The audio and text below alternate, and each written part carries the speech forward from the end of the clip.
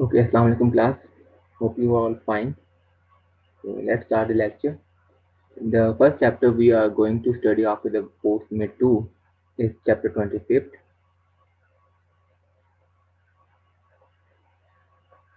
which deals with the capacitance.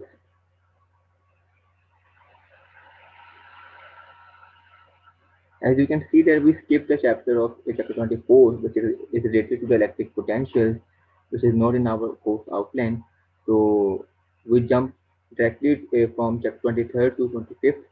So in order to study capacitance in its full glory, we have to come up with a digression, which is very important for this chapter, which I'm going to discuss with you, and that is related to the concept of electric potential. So I highly encourage you, please look at this digression. You cannot skip it. It's very important to perceive before proceed further. So this digression is related to electric potential. Actually, it's a quick overview of chapter 24, which deals with electric potential. So, in order to define electric potential, I will define it later on. But first, in order to define the electric potential, we have to come up with the idea of electric potential energy.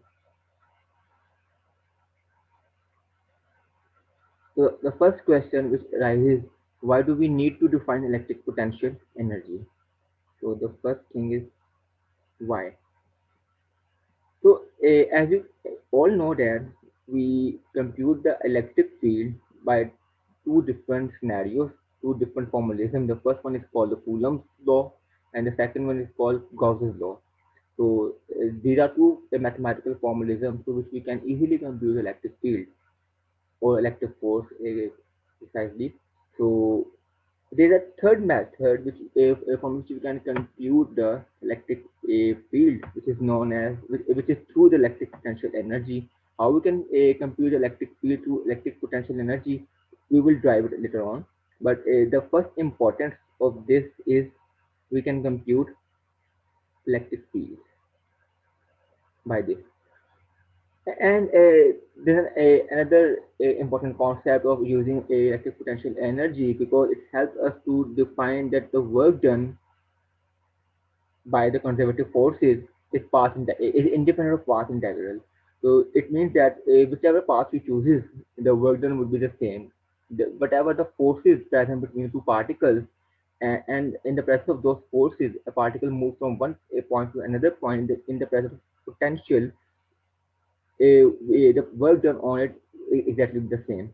So I'll elaborate on this in detail कि मतलब हम इसको किस तरह देखेंगे. Okay, so now we have three different approaches to compute electric field. The first one is Gauss's law, the second one is Coulomb's law, and the third one is electric potential energy. How can we define electric potential energy? So in order to define, yeah, let's consider you have a system of particles. This is a system of particle in which suppose is the particle 1, this is the particle 2, this is the particle 3, this is the particle 4, this is the particle 5. The, they are randomly selected of particles inside the system, and you have a you know that if the particles are separated by distance, some distance r, there is a electrostatic force between these particles. Mean that there is a force of electrostatic between these two particles, between these two particles, between these two particles, between these two particles. So each exerting a force on each particle and correspondingly. So if there is a force, then it means that they continuously and they are separated by distance t. It means that they are doing a work on each other. तो अगर वो एक दूसरे को work कर रही हैं, इसका मतलब है इनकी पोटेंशियल एनर्जी भी होगी. तो उसको हम इस तरह डिफाइन करते हैं. अगर फॉर एग्जाम्पल कि ये जो स्टेट है, इसको मैं कहता हूँ ये this is state I. What is I? I is a state in which particle is configured at this configuration. इन दोनों ने सब पार्टिकल्स ने एक दूसरे के ऊपर फोर्सेस अप्लाई की, और आफ्टर सम टाइम टी जब इक्विलिब्रियम अटेन हो गया हमारे पास, तो अब जो हमारे पास सिस्टम बना उसमें सपोज ये वाला पार्टिकल इधर था, ये वाला पार्टिकल इधर आ गया, ये वाला पार्टिकल इधर आ गया, ये वाला पार्टिकल इधर आ गया, मतलब इस तरह इन्होंने अपने आप को अरेंज किया कि सिस्टम बिकम इक्विलिब्रियम। तो जो फोर्सेज अगर ये वाला फोर्स इसके ऊपर इतनी लगा रहा है, ये वाला पार्टिकल भी इसके ऊपर इतनी फोर्स लगा रहा होगा, तो इस स्टेट को हम कहते हैं कि ये जो स्टेट है जब इक्विलिब्रियम अटेन हो गया, इसको कहते हैं एफ स्टेट। तो आपके पास एक इनिशियल state है I for initial system configuration and the second one is final configuration. तो जब आपके पास initial state है तो you have a potential energy which is associated with this which is associated with these forces which we call UI, the potential energy of the initial state, and when the system reaches its equilibrium, then the potential energy of the final state defined as UF. So by work energy is a theorem in mechanics जो कि हमने cover नहीं किया था अपने mechanics के portion के अंदर, which states that the change in potential energy is equal to negative of work done. This is just a theorem which we are going to use. We are not here to define this theorem explicitly, तो इसलिए हम इसको सिर्फ use करेंगे. Okay, अब ये what is delta U? Delta U is the difference between potential energy which comes out with the UF, the potential energy of the final state minus the potential energy of initial state is equal to negative of work done. So this is the potential energy, difference in potential energy is equal to negative of work done.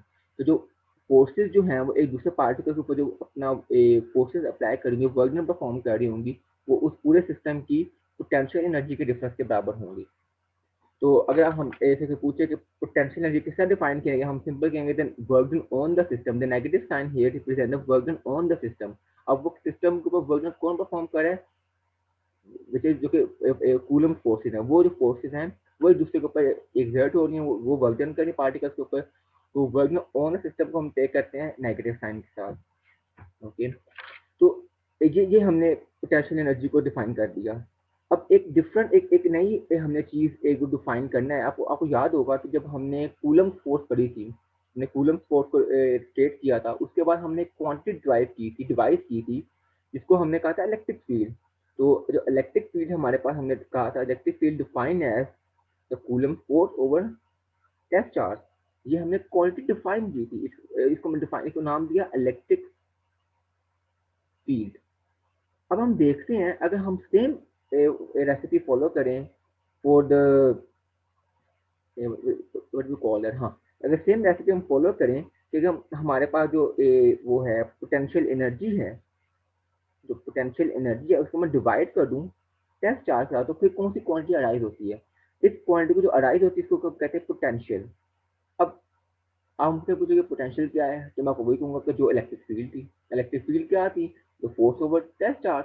तो जो आपके पास force की in the absence of कोई test charge presence थी, किसी point charge की वजह से इंटेंसिटी थी, उसको हम इलेक्ट्रिक फील्ड कह रहे हैं. तो हम पूछे पोटेंशियल क्या है, तो मैं आपसे यही कहूंगा कि आप एक पॉइंट चार्ज को या टेस्ट चार्ज को किसी इन्फिनिटी से मूव करवाते किसी कन्फिग्रेशन के ऊपर लेके आओ, मतलब किसी आई स्टेट से किसी एफ स्टेट पे लेके आओ, जितना वर्क परफॉर्म करोगे वो जो है हमारे पास वो पोटेंशियल कहलाता है.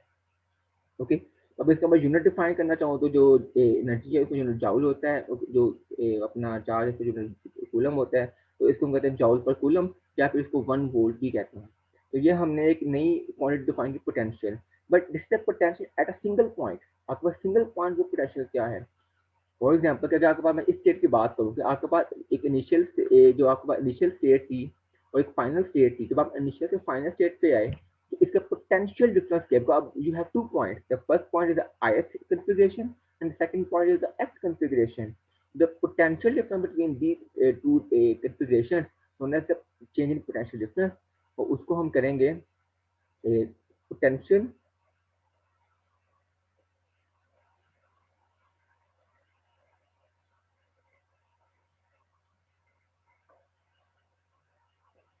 बिटवीन 2 पॉइंट्स और 2 configurations, जो भी आप कहना चाहें. या तो द पोटेंशियल डिफरेंस, इसको मैं पी डॉट डी करूँ बिटवीन 2 पॉइंट्स, और कौन कौन से पॉइंट्स हमारे I and F in an electric field is तो हम किस तरह डिफाइन करेंगे, डेल्टा वी, बिकॉज हमने जिस तरह सिंगल पॉइंट के लिए डिफाइन किया था, या which is V equal to U over V. तो अगर मैं डेल्टा वी करूंगा which is potential difference of final point minus potential difference of initial point is equal to, अब वी एफ किस तरह डिफाइन करेंगे, the potential energy of the final state over Q minus the potential energy of the initial state over Q. तो मैंने कुछ भी नहीं किया, मैंने जो वी एफ था, जो कि V F potential at a final point, उसको मैंने लिख लिया the potential energy of the final point over that charge, जो कि इस केस में हमारा पॉइंट चार्ज है, और the same goes for initial state की potential energy over charge. Okay, अब यहाँ से जो मेरे पास पूरा कॉमन है वो 1 ओवर क्यू मैं कॉमन ले लेता हूँ, तो यू एफ माइनस यू आई वैसे आ गया। तो what is u f minus ui? Is there delta u, the change in potential energy over q naught, q naught कह लें आप।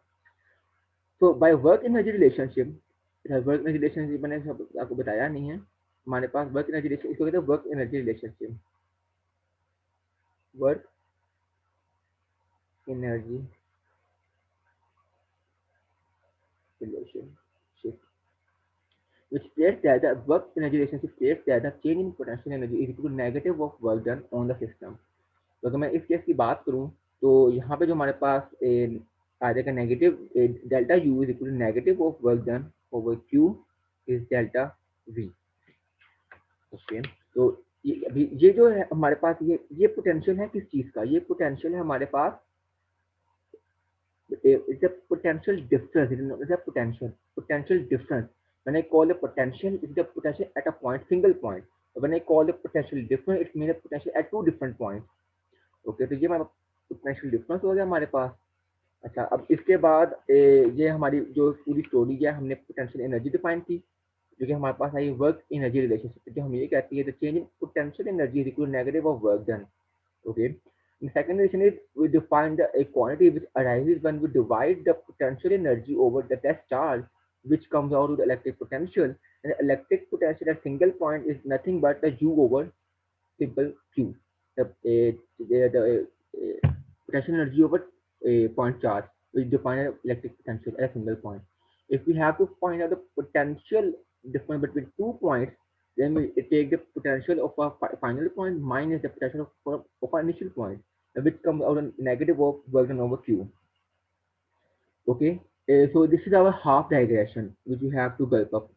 So next comes the digression number 2।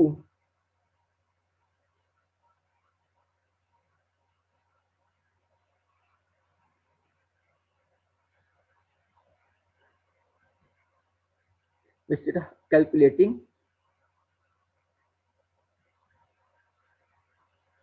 the potential from field।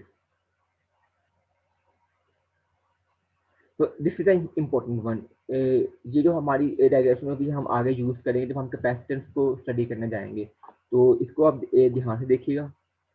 But state ये कह रही कि आपने, अगर आपको मैंने आपको ये कहा था कि जैसे कि अगर तो आपको इलेक्ट्रिक फील्ड आपने कंप्यूट करनी है, तो आप इलेक्ट्रिक पोटेंशियल से भी कंप्यूट कर सकते हैं, इलेक्ट्रिक पोटेंशियल एनर्जी से भी कंप्यूट कर सकते हैं। तो इलेक्ट्रिक पोटेंशियल एनर्जी है वो आप देख सकते हो कि वो वर्क से रिलेट कर रही है। तो अगर आपने समहाउ अपने इलेक्ट्रिक पोटेंशियल एनर्जी कंप्यूट कर ली है, या फिर अगर आपने पोटेंशियल कंप्यूट कर लिया, तो आप easily electric potential energy compute कर सकते हो। और अगर आपने इलेक्ट्रिक पोटेंशियल एनर्जी कंप्यूट कर ली है, तो वहाँ से आप इलेक्ट्रिक फील्ड कंप्यूट कर सकते हो, एंड वाइस वर्सा। तो जब ये बात हम कर रहे हैं, तो हम इससे करेंगे अगर हमें इलेक्ट्रिक फील्ड गिवन हो, अगर हमें इलेक्ट्रिक फील्ड गिवन हो फ्रॉम द फील्ड, तो हमने अगर पोटेंशियल्स निकालने हो तो हम किस तरह निकालेंगे। तो उसके लिए हम ये कंसिडर करते हैं कि फॉर एग्जांपल कि आपके पास एक या आपके पास इलेक्ट्रिक फील्ड है, इलेक्ट्रिक फील्ड, ये इलेक्ट्रिक फील्ड है, तो किसी सोर्स की वजह से आ रही हैं, और आपके पास एक पार्टिकल पड़ा हुआ है इधर, इसको मैं आई स्टेट कह रहा हूँ। उस पार्टिकल ने इस पॉइंट से लेकर इस पॉइंट एफ तक आना है। ओके, तो जिसका मतलब अब कोई भी पाथ फॉलो कर सकता है। हमारी जो कूलम फोर्स है, कंजर्वेटिव फोर्स, कंजर्वेटिव फोर्स वो फोर्स होती है कि वो जो सा मर्जी पाथ चूज करे, the work done by the conservative force is independent of any path it taken to move from one point to another point. For example, if you take a charge, the test charge is a positive test charge Q naught, and if you move this charge from I position to at this final position I, you can take this path, you can this straight path, or you can take this random path. So there are three different paths. If the force is conservative, and we know that the Coulomb force is conservative, तो इसका मतलब आप जो सा मर्जी path choose कर लो, आप आई path choose कर लो, डबल आई पाथ चूज कर लो, या ट्रिपल आई पाथ चूज कर लो, the work done would be the same. Okay, so what is the value? How can we compute the work done? Which is the work done is equal to F dot D. Simple, our previous knowledge. तो F dot D से हम किस तरह compute करेंगे? अगर for example अगर मैं बात करूँ, अगर मैं पाथ चूज करता हूँ, इसको मैं, और ये मेरा आई पॉइंट है और ये मेरा एफ पॉइंट है, तो सपोज कर लो कि जो मैं अपना पाथ चूज किया है, मैंने ये वाला पाथ चूज किया है, मेरी मर्जी में जो समझ पाथ चूज, मैंने अगर बात एक ही है, तो मैंने ये ना पाथ चूज किया, अगर मैं इस पॉइंट के ऊपर हूँ और मेरा अपना पार्टिकल जब इस टेस्ट पार्टिकल इस तरफ है, और जो मेरी इलेक्ट्रिक फील्ड है वो डाउनवर्ड है, जो कि हमने पहले बात की है, डाउनवर्ड है। अच्छा, अब इसका मतलब है कि अगर मैंने इस जो मैंने वर्क डन ये डिफाइन किया हुआ था हमने मैकेनिक्स के अंदर, ये हम स्ट्रेट पाथ के लिए करते हैं, ठीक है? तो हमारा स्ट्रेट पाथ है, तो उसके ऊपर वर्क डन किस तरह डिफाइन होता है, which is simply F dot that displacement cover. तो अगर ये मेरे पास रैंडम पाथ है, तो मैंने इसको इतने चंक्स में डिवाइड किया, मैंने इसको इस चंक्स में डिवाइड किया कि वो जो चंक है that seems to be straight to me. अच्छा, जब ये स्ट्रेट है, अब ये पार्टिकल जो डायरेक्शन है, जो जिस डायरेक्शन में वो मूव कर रहा है, which is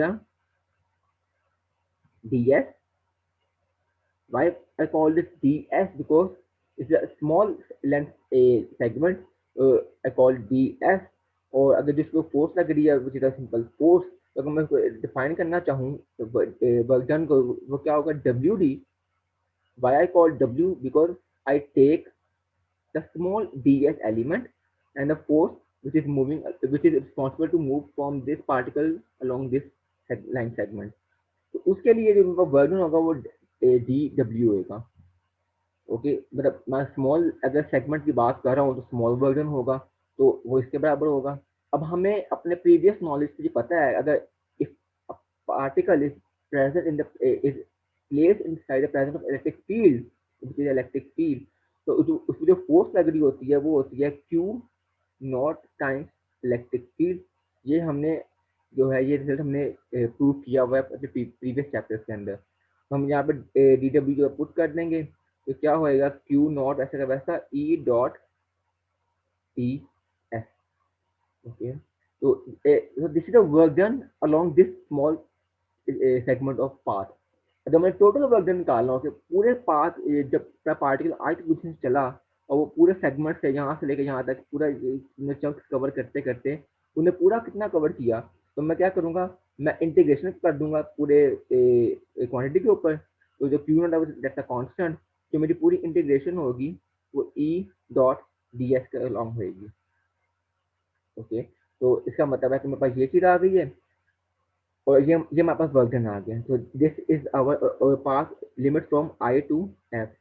this is our work done that this charge is doing from moving I position to F position. So if I have to compute a potential difference between I and F, what do I do? I will simply do the potential difference is known as the delta V is equal to, देखिए हमने अभी drive किया, delta V किसके बराबर, negative of work done over Q. तो negative of work done over Q, और यहाँ पे हमने चार्ज टेस्ट चार्ज दिया हुआ, तो हम करेंगे क्यू नॉट करेंगे। अब हम सिंपली क्यू डब्ल्यू की वैल्यू यहाँ पे इंसर्ट करेंगे इक्वेशन नंबर 1 में, और ये इक्वेशन नंबर ए थी। तो सिंपली हम करेंगे insert equation number A into equation number 1. So we come up with the expression which is known as Vf minus Vi is equal to negative of E dot ds and the integration from I to F. So this is our the potential difference. How we can compute the potential difference if we have known the electric field, जो कि है E dot ds, negative of E dot ds and integration from I to F। ये कैसे आई, आप simply ये देख लें। जब मैंने इस W को इंसर्ट करूंगा तो Q not get cancel out, तो नेगेटिव वैसे का वैसे ही आएगा और ये पूरी पूरी टर्म वहाँ रिपीट हो गई। तो अगर आपको इलेक्ट्रिक फील्ड गिवन है, if you are given electric field and you have to find the potential difference between 2 points I and F, you simply take the electric field dot ds and integrate it from I to F, put the negative in front of it, and then come to it, that gives you the potential difference between 2 points I and F. Okay, so this is our digression. So one thing, अच्छा जो मैंने बात की है, जो path independent होती है, जो कि मैंने इधर बात की है कि आप जो समझ पाथ चूज करने इंडिपेंडेंट, इसकी मैंने एग्जांपल सॉल्व की है, but I will share the notes on the course website as well as on Google classroom, you can simply consult for example.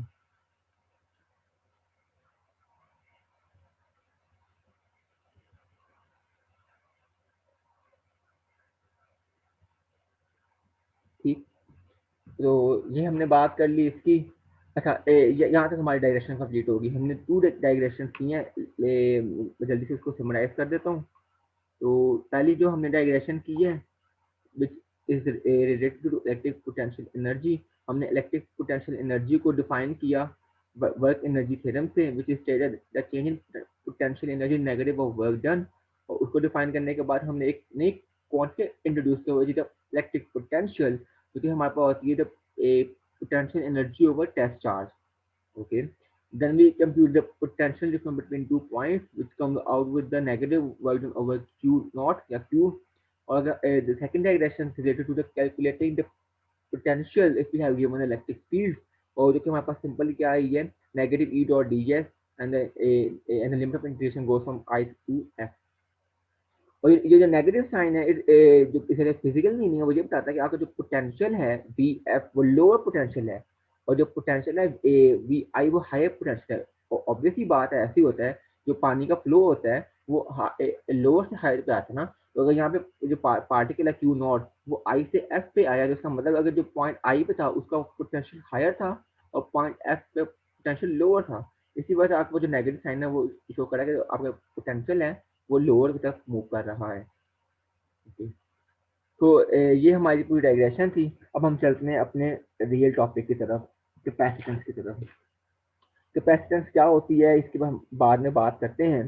तो लेकिन सबसे पहले हमें डिफाइन करना पड़ेगा what is a capacitor.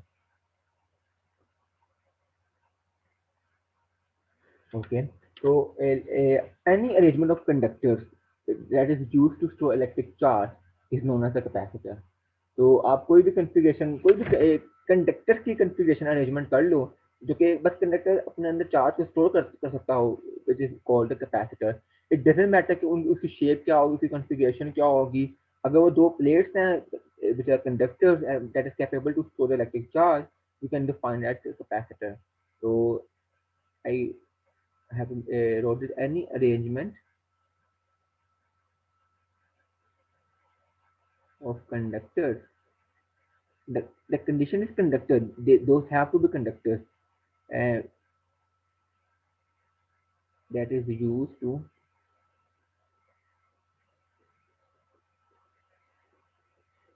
electric charge। Okay, so for example, you have this random plate with a conductor, and you have this random plate with another conductor। So you मतलब those are again मतलब able to store electric charge। So how you can store the electric charge by simply connecting it with the battery of some voltage V, और उसकी वजह से इसको जो charge आना deposit होना चाहिए। फॉर एग्जाम्पल इसके ऊपर पॉजिटिव क्यू चार्ज आ गया, और अगर ये पॉजिटिव क्यू चार्ज है तो अगर आप इसके करीब लेके आओगे तो इलेक्ट्रिसिटी की इंडक्शन होगी, तो उसके यहाँ पर नेगेटिव क्यू चार्ज डिपॉजिट होगा। जितना चार्ज इसके ऊपर होगा उतना चार्ज इसके ऊपर आ जाएगा। और अगर मैं इसको इलेक्ट्रिक फील्ड लाइन से डिमॉन्स्ट्रेट करूँ पॉजिटिव चार्ज, पूरी पॉजिटिव चार्ज प्लेट है, तो electric field will eminent from this plate, तो ये पूरी की पूरी इलेक्ट्रिक फील्ड आउटवर्ड जा रही होंगी।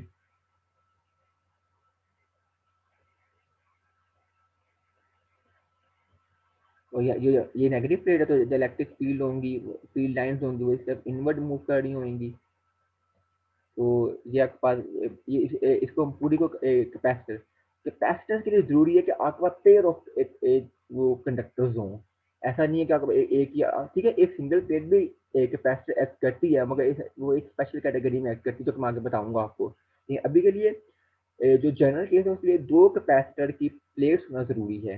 ठीक है, अब इसकी application you can simply look out in the जो चैप्टर, इसकी एप्लीकेशन कहाँ पर यूज होती है। आपको हर इलेक्ट्रॉनिक डिवाइस में कैपेसिटर यूज होते हैं। आपके जो फैंस हैं, आपके एसीज हैं, आपके एलईडीज हैं, आपके मोबाइल फोन्स हैं, आपके लैपटॉप्स हैं, उनमें हर जगह कैपेसिटर यूज होते हैं। तो अपने चार्ज को स्टोर कर रहे होते हैं। तो you can simply look out example. ठीक है, तो yeah. Now the second question is arise how you can charge the capacitor.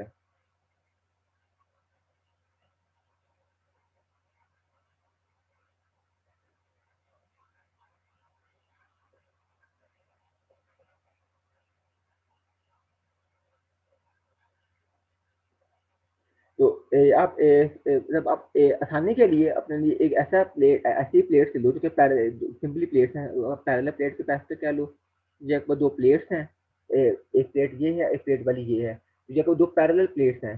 तो आपने इन दोनों को इसको मतलब पैरेलल प्लेट कैपेसिटर। अब आपने इसको चार्ज करना किस तरह करोगे। आप क्या करोगे कि आप इस प्लेट को अटैच कर दोगे। आपने इधर बैटरी लेके आए, एक पॉजिटिव टर्मिनल होगा, एक नेगेटिव टर्मिनल होगा। तो आपने एक प्लेट को पॉजिटिव टर्मिनल से अटैच कर दिया और एक प्लेट को आपने नेगेटिव टर्मिनल के साथ अटैच कर दिया। और इसकी अपनी कोई बैटरी, इसके कोई वोल्टेज होगा, आपने इसको ऑन किया बैटरी को। और क्या होगा, अभी जो पॉजिटिव पोटेंशियल है उसको कन्वेंशनली हायर पोटेंशियल कहते हैं, और जो नेगेटिव टर्मिनल होता है उसको हम लोअर पोटेंशियल कहते हैं। अभी इसको ऐसा क्यों कहते हैं, जैसा कन्वेंशन जो मर्जी को डिफाइन कर लो। तो देखो मैं ऐसा क्लोज करूंगा तो ऑब्वियसली बात है कि यहाँ पे अभी कोई चार्ज नहीं था और इधर पॉजिटिव चार्ज की एक्सेस थी। तो अब ये होगा क्या कि जितना भी पॉजिटिव चार्ज है वो यहाँ से निकलना शुरू होगा और इधर आके डिपॉजिट होना शुरू हो जाएगा। ये बात मैं कन्वेंशनल चार्ज की बात कर रहा हूँ। एक्चुअली में ऐसा नहीं होता, एक्चुअली में इलेक्ट्रॉन्स मूव करते हैं। मगर अभी तक हमने इलेक्ट्रिक चार्ज नहीं पढ़ा, इलेक्ट्रिक करंट नहीं पढ़ा। तो सॉरी, चार्ज पढ़ा, हमने इलेक्ट्रिक करंट के बारे में नहीं पढ़ा। हमें सिर्फ ये पता है जो करंट फ्लो होता है वो पॉजिटिव चार्ज की वजह से होता है, जिसको हम कन्वेंशनल करंट कहते हैं। तो मैं अभी जो जितनी डिस्कशन करूंगा आपसे इस चैप्टर में वो कन्वेंशनल करंट की बात करूंगा। नेक्स्ट चैप्टर में जब हम इलेक्ट्रिक करंट्स को डिफाइन करने जाएंगे फिर मैं बताऊंगा कि वाकई पॉजिटिव चार्ज मूव नहीं करते, नेगेटिव चार्जेस मूव करते हैं। उसमें हम बात कर लेंगे कि मतलब उसको मतलब किस तरह डील करते हैं। मगर अभी के लिए मैं बता देता हूँ ये अगर समझ आ गई ठीक है, वरना तो फिर हम इस पर जो डिस्कशन है वो नेक्स्ट चैप्टर में कर सकते हैं। एक्चुअली में होता कैसे है कि ये पॉजिटिव टर्मिनल हमारे पास है। तो इसका मतलब है कि यहाँ पे जो अभी अभी न्यूट्रल प्लेट है इसमें कोई चार्ज नहीं है। तो यहाँ पर जितने भी जो हमारे पास नेगेटिव इलेक्ट्रॉन्स होंगे, अभी कंडक्टर है इसका मतलब मोबाइल इलेक्ट्रॉन मौजूद है। अब ये positive terminal in negative electrons को अट्रैक्ट करेगा पूरी तरफ। जो नेगेटिव चार्जेस हैं वो यहाँ से निकलना शुरू होंगे और इधर मूव करना करते करते यहाँ पे आकर डिपॉजिट होना शुरू हो जाएंगे। ओके, जब यहाँ से नेगेटिव चार्जेस यहाँ से निकलना शुरू होंगे और इधर पॉजिटिव टर्मिनल आना शुरू हो जाएंगे, तो यहाँ पे पॉजिटिव चार्जेस की क्या हो जाएगी, एक्सेस होना शुरू हो जाएगी और नेगेटिव चार्जेस की डेफिशिएंसी होना शुरू हो जाएगी। सिमिलरली यहाँ पे अब ये नेगेटिवली चार्ज प्लेट है, बैटरी की टर्मिनल है। अब यहाँ पर जितने पॉजिटिव चार्जेस हैं, अब इसका मतलब है कि यहाँ पे जो नेगेटिव इलेक्ट्रॉन्स हैं वो यहाँ से निकलेंगे। हमने कहा कि नेगेटिव इलेक्ट्रॉन्स मूव करते हैं और वो यहाँ से निकलेंगे और दोबारा से यहाँ पे आकर डिपॉजिट होना शुरू हो जाएंगे। ठीक, अब ये तो चीज जो कि एक्चुअल में चीज है जो कि हमारे हम आगे पढ़ेंगे। हॉल एक हॉल फिजिसिस्ट था, उसने बताया नेगेटिव चार्जेस मूव करते हैं ना कि पॉजिटिव। लेकिन अभी तक हमें उस चीज के बारे में नहीं पता। तो हम कन्वेंशनल चार्ज की बात करेंगे कि अब यहाँ पे नेगेटिव है तो जितने भी पॉजिटिव चार्जेस हैं वो इधर आना शुरू हो जाएंगे और यहाँ पे नेगेटिव चार्जेस की एक्सेस हो जाएगी, इससे ये नेगेटिव चार्ज होना शुरू हो जाएगा। अब क्वेश्चन ये होता है कि ये कब तक चार्ज होते रहेंगे, कितना चार्ज करोगे आप इनको। ठीक है, जब तक जो इसका पोटेंशियल है और जब तक जो इसका पोटेंशियल है वो दोनों सेम ना हो जाए। ठीक है, तो इसका मतलब जो potential difference between these two plates जब तक जीरो नहीं होएगा तब तक ये प्लेट्स चार्ज होना शुरू होती रहेंगी। ओके, तो अब यहाँ से हमने एक एम्पिरिकल रिजल्ट ये भी डिड्यूस किया कि आप जितना ज़्यादा वोल्टेज बढ़ाओगे, फॉर एग्जाम्पल अभी अभी आपके पास 6 वोल्ट की बैटरी थी, आपने 6 वोल्ट की बैटरी दी और उस 6 वोल्ट की बैटरी की वजह से इसके ऊपर कुछ चार्ज आ गया। अब आपने 8 वोल्ट की बैटरी कर दी, ज़्यादा हाई वोल्टेज की बैटरी कर दी, ज़्यादा चार्ज आ जाएगा उसके ऊपर। फिर आपने 12 वोल्ट की बैटरी कर दी तो ज़्यादा चार्ज आ जाएगा। इसका मतलब है जैसे जैसे आप वोल्टेज को बढ़ा रहे हो वैसे वैसे चार्ज बढ़ता चला जा रहा है।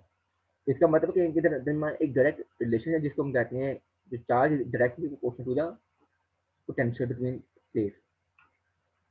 ओके। अब अब ऐसा तो नहीं ना, अब ये बड़ी एक कंट्राडिक्टरी सी बात है। इसका मतलब है कि अगर आप कोई 1000 वोल्ट की बैटरी लगा दोगे तो काफी ज्यादा चार्ज आना शुरू हो जाएगा, लेकिन ऐसा ऐसा पॉसिबल नहीं है फिजिकली। तो इसमें मैं एग्जाम्पल देता हूँ। फॉर एग्जाम्पल आप ये कंसिडर कर लें कि आपके पास एक बैग है और वो उस बैग में 10 बुक्स आ सकती हैं।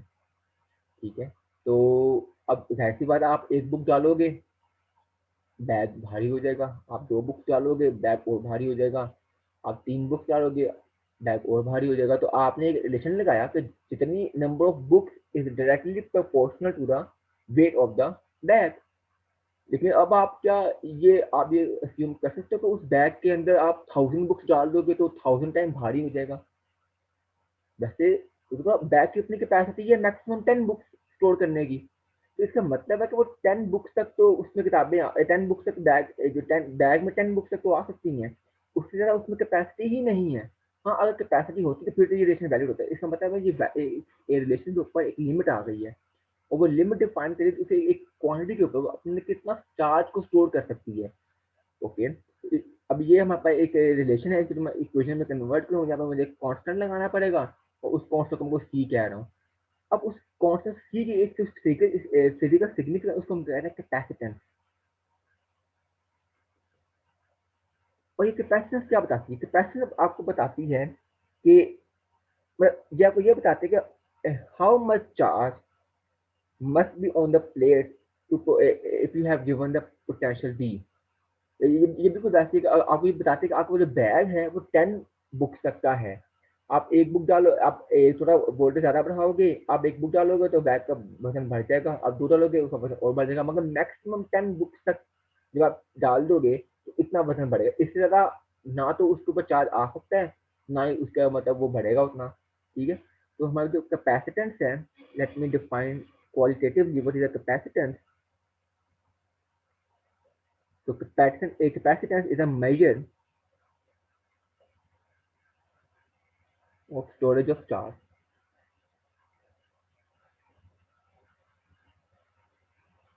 ओके। तो अगर मैं इसको डिफाइन करना हो एक क्वांटिटेटिवली तो एक आप किसका डिफाइन करोगे?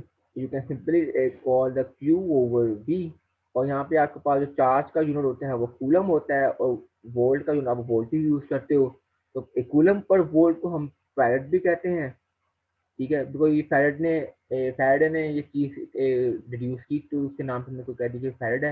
इसका मतलब कैपेसिटेंस का यूनिट फैराड होता है, या फिर आप coulomb per sorry coulomb per volt भी कह सकते हो।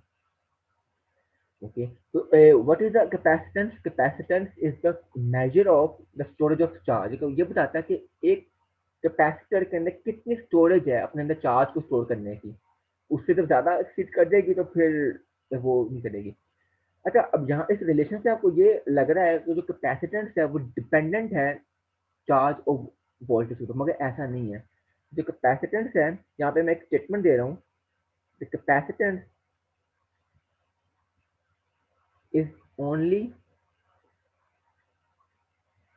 Depends on it's geometry. What is mean by geometry? Geometry से मुराद क्या है कि किस कॉन्फ़िगरेशन की है, वो शेप पैरेलल में है, सिलेंड्रिकल कैपेसिटर है, स्फेरिकल कैपेसिटर्स हैं, या फिर रैंडमली शेप्ड या कैपेसिटर्स हैं। वो उस पर डिपेंड करती है, ना कि चार्ज और वोल्टेज के ऊपर। चार्ज और वोल्टेज पर डिपेंड क्यों नहीं करती? ऑब्वियसली बात है कि आप जितना वोल्टेज बढ़ाओगे उतना ही चार्ज बढ़ना शुरू हो जाएगा। तो इसका मतलब जो रेशियो है वो हमेशा सेम रहेगी। तो इस हिसाब से कैपेसिटर तो हमेशा सेम रहनी चाहिए। एक गिवन कॉन्फ़िगरेशन में कैपेसिटेंस सेम रहती है, मगर अगर आप उसकी कॉन्फ़िगरेशन चेंज कर दोगे तो फिर कैपेसिटेंस डिफरेंट हो जाएगी हमारे पास। वो किस तरह, वो अभी हम आगे बात करेंगे। इसको इसको स्पेसिफिकली हम ड्राइव करेंगे कि किस तरह जो कैपेसिटेंस है वो ज्योमेट्री पर डिपेंड करती है, ना कि फिजिकल पैरामीटर्स पर डिपेंड कर रही होती है। ओके। हमने ये बताया कैपेसिटर क्या होता है। कैपेसिटर एक ऐसी कंडक्टर जो कि अपने अंदर चार्ज को स्टोर कर सकें, उसको हम कैपेसिटर कहते हैं।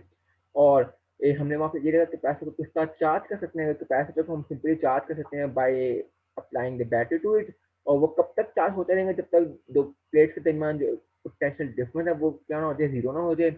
और जो दो प्लेट्स के दरमियान जो दोनों प्लेट्स पे चार्ज इक्वल चार्ज होता है और नेट चार्ज जीरो होता है उसके ऊपर, मगर दोनों प्लेट्स के ऊपर ऑपोजिट चार्ज होता है। फिर हमने एक रिलेशन देखा कि जितना आप वोल्टेज को बढ़ाएंगे उतना चार्ज बढ़ना शुरू हो जाएगा, और यहाँ से हमने कैपेसिटेंस का एक क्वांटिटी को हमने कंप्यूट किया, ठीक है, और ये सारी चीज़ें आ गई। ओके, यहाँ तक हमारी मतलब डिस्कशन हो गई है। अच्छा, अब एक लास्ट थिंग और फिर हम इस लेक्चर को कंक्लूड करते हैं। लेट मी सी कि हमारा लेक्चर है अब कितना हो गया है, ताकि उसको हम उस हिसाब से देखेंगे, वरना फिर आपको कहते हैं कि वो हो गया है, बहुत ज़्यादा लेक्चर हो गया। आई डोंट नो कि वो कहाँ पे आ रही होती है। चलें, जितना भी हो गया आगे चलते हैं, ठीक है। लेट मी सी,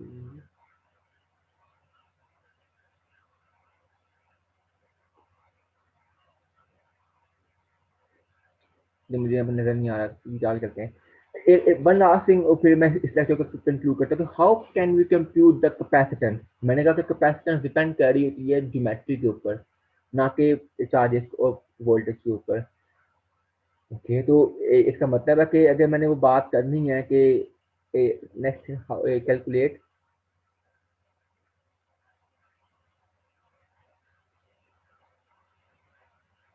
कैपेसिटेंस,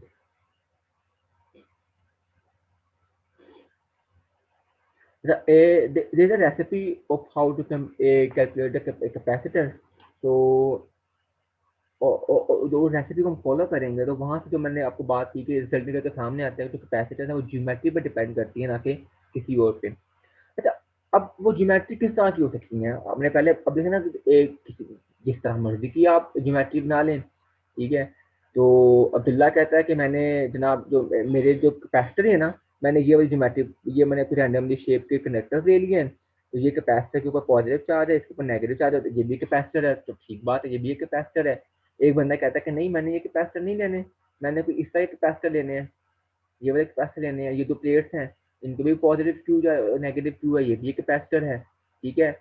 और एक जो मतलब एक और स्टूडेंट है वो कहता है कि नहीं, मैंने मैंने इस तरह के दो कैपेसिटर, दो प्लेट्स लेनी है, एक स्फेरिकल प्लेट्स लेनी है, उसके ऊपर पॉजिटिव क्यू है नेगेटिव क्यू है, ठीक है। और कोई मतलब कोई और रैंडम सी कोई जब रैंडमली बना दें, कोई इस तरह की बना दें, कोई इस तरह की बना दें, मतलब कोई भी प्लेट्स बना दें, आपको कई सारे कैपेसिटर्स हैं।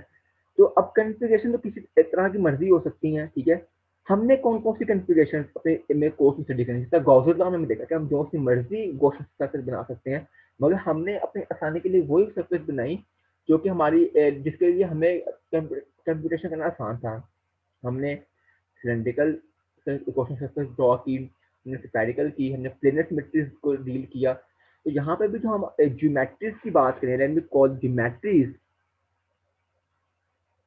तो यहाँ पे भी हम एक स्पेशल काइंड ऑफ ज्योमेट्री को डील करेंगे, और उनमें हमारे पास parallel geometry, parallel plate capacitors आ जाएंगे, सिलेंड्रिकल सिमेट्रीज आ जाएंगी, प्लेनर सिमेट्रीज आ जाएंगी, सिलिंड्रिकल आ जाएंगे, स्फेरिकल आ जाएंगे। हम भी उन्हीं ज्योमेट्रीज के जो कैपेसिटर्स हैं उनको स्टडी करेंगे, और उन्हीं की हम जो कैपेसिटर वो कंप्यूट करेंगे। तो अब उन स्पेशल के लिए रेसिपी क्या होगी? सबसे पहली जो रेसिपी है, recipe, the first thing is, हम कहेंगे कि सबसे पहले हम ये अस्यूम करेंगे, और ये बात डन है कि हम अस्यूम करेंगे कि उसके ऊपर there are charge on each plate. So assume there is a charge Q on the plate।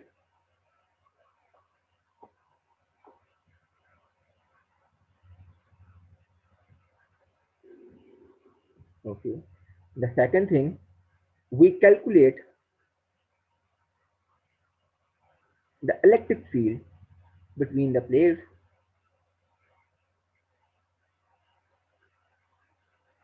in terms of charge।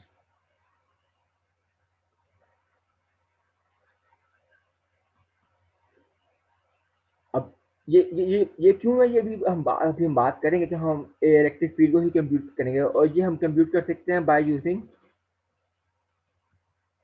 गाउसेस law. Because Gauss's law क्या स्टेट करता है आपको, E dot D A is equal to Q enclosed over epsilon not.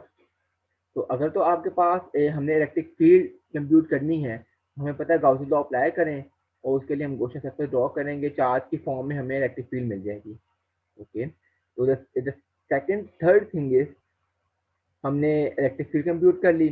फिर हम करेंगे, अगर हमने जो डायग्रेशन किया, अब जहाँ पे आपको पता चलेगा हमने डायग्रेशन क्यों की थी ऊपर, जो हमने यहाँ पे जो डायग्रेशन यूज की थी कि या कैलकुलेटिंग पोटेंशियल फ्रॉम फील्ड, हमने अब पोटेंशियल्स निकालने हैं। तो अगर हमें फील्ड जो हमने पार्ट टू पार्ट में हमने इलेक्ट्रिक फील्ड कंप्यूट की, तो once we know the field we can easily compute the potential. So calculating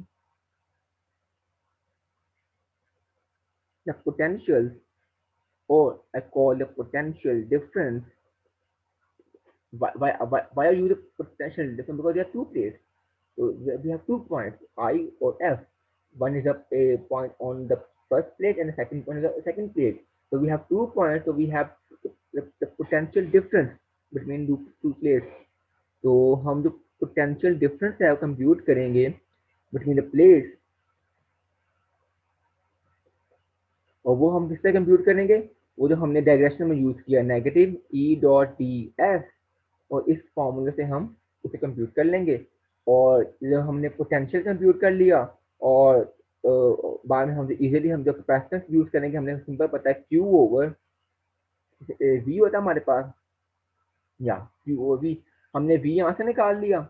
we हमें पता है, चार्ज हमें पहले पता है कि इसके ऊपर कितना चार्ज होगा प्लेट के ऊपर, हमें तो वो खुद ही चार्ज किया है बाय सप्लाइंग द बैटरी, तो हमें चार्ज भी पता है, हमें पोटेंशियली पता है, तो हम इसी तरह हम अपनी जो कैपेसिटी वो कंप्यूट कर लेंगे। तो दिस इज द रेसिपी। अब इसकी जो एग्जांपल्स है कि हम किस तरह कंप्यूट करेंगे वो हम नेक्स्ट लेक्चर में देखेंगे। तो ये हमारा टॉपिक है वो कंप्लीट हुआ। Let me summarise in a quick manner. सबसे पहले हमने कैपेसिटर से शुरू किया, उसके लिए हमने इलेक्ट्रिक पोटेंशियल को डायरेक्शन परफॉर्म की। तो पहली चीज़ की इलेक्ट्रिक पोटेंशियल एनर्जी को हमने डिफाइन की, कि हमने पोटेंशियल उससे हमने पोटेंशियल जो सिंगल पॉइंट वो डिफाइन किया। फिर हमने potential difference between 2 points define किया, जो कि नेगेटिव वर्जन ओवर क्यू था। फिर हमने सेकंड डायरेक्शन स्टडी की, जिसमें हमने कंप्यूट किया कि how can we compute the potential difference if we have given the electric field. उसको हमने कंप्यूट किया which comes out negative E dot D S, integration goes from I to F. ठीक, उसके बाद हमने कैपेसिटर को डिफाइन किया, तो कैपेसिटर को हम किस तरह चार्ज कर सकते हैं, उसको उसके बारे में बात की थी हमने। फिर एक एम्पिरिकली डिस्कवर्ड रिजल्ट को स्टडी किया कि Q is proportional to voltage, और फिर वो उससे क्वांटिटी निकल के हम कैपेसिटेंस कहते हैं, जो कि एक मेजर होता है how to store a charge on each plate, वो किया, उसको हमने यूनिट डिस्कस किया। फिर हमने एक उधर एक स्टेटमेंट दी गई कि capacitance is only dependent on geometry of the configuration of the plate, ना कि क्यू ओवर वी पर डिपेंड कर रही होती है।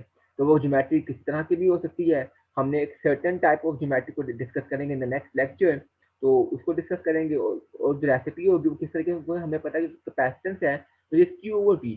तो हमें किसी भी अगर हमें चार्ज कर किसी प्लेट के ऊपर चार्ज फ्लो कर रहा है, या फिर इलेक्ट्रिक फील्ड मौजूद होंगी, उसका पोटेंशियल डिफरेंस होएगा। तो पोटेंशियल डिफरेंस निकालने के लिए हमें पता है हमें ई पता होना चाहिए। तो ई निकालने के पहले हम ई निकालेंगे by using Gauss's law. Once we compute the electric field, फिर हम उससे इलेक्ट्रिक पोटेंशियल निकालेंगे, उसकी वैल्यू पुट करके हम अपना कैपेसिटेंस कंप्यूट कर लेंगे। तो this is the summary of our lecture. So if you have any question, we will discuss on the it's on Wednesday and on Friday. So let's meet in the next lecture. And goodbye. Allah Hafiz.